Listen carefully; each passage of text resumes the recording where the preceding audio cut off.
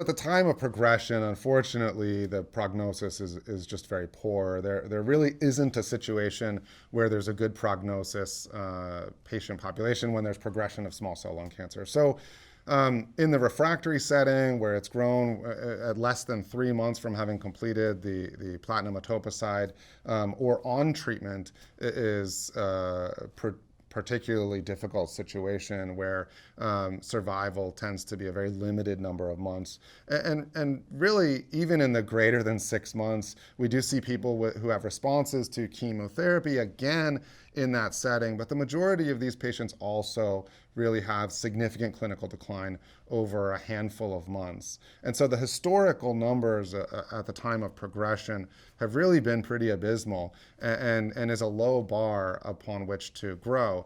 I'll say it's a low bar upon which to grow, but it's such a complicated and difficult disease that to overcome that bar has also been very difficult. As far as trying to determine subsequent therapy after progression, I think the biggest thing is whether or not there was progression after 6 months from having finished the platinum etoposide, because in that setting you can consider using it again. And I have seen people who really have gotten responses again as a second line of therapy.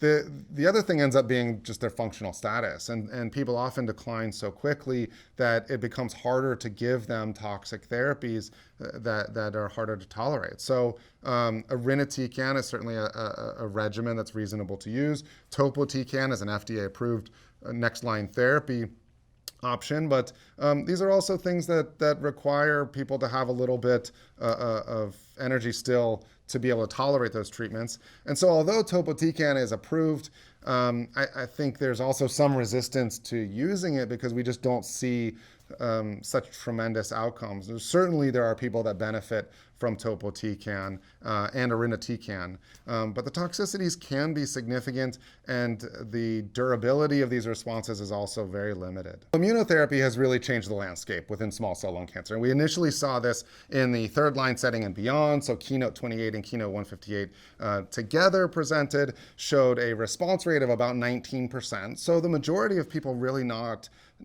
really benefiting from the drug. But among those who responded, we saw 13% with ongoing disease control at 2 years. So that's 13% from 19. So more than 60% of people who had a response to therapy had ongoing disease control at 2 years, which is astonishing considering that we're talking about a clinical scenario where people often really decline very rapidly.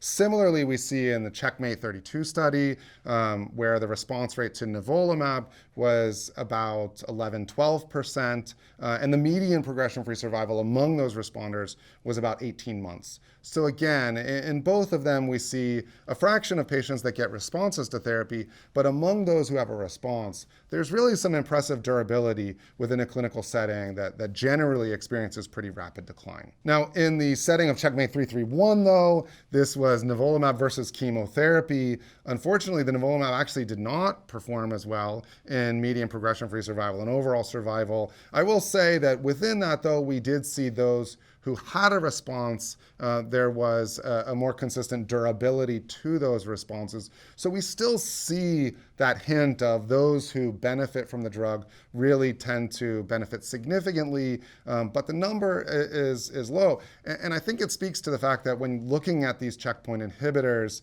maybe using median progression-free survival and overall survival is not necessarily the way to really capture the efficacy of these drugs. And really looking at time points and durability of responses is a better way of trying to capture that. Either way, within that study it was a disappointing result from what we expected with nivolumab versus chemotherapy. Now in Checkmate 451, this was looking at maintenance therapy after having received chemotherapy in the frontline setting of small cell lung cancer. And this was nivolumab versus nivolumab ipilimumab versus placebo.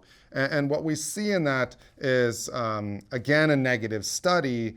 And to me, one of the more interesting things to take away from this actually was the nivolumab versus nivo-ipi arms. Now the statistics of this was set up in a hierarchy, and so technically this is not a direct evaluation that where the stats are being done for this.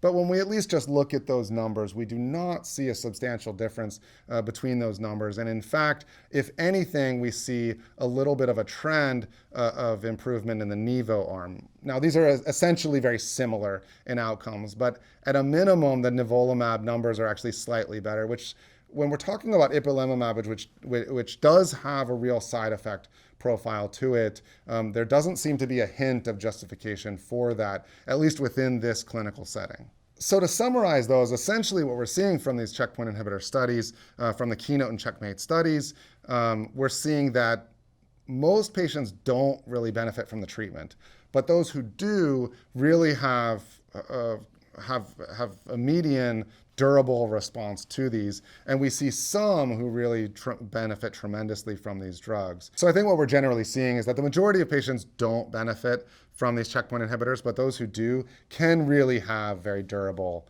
impressive benefit from the drug.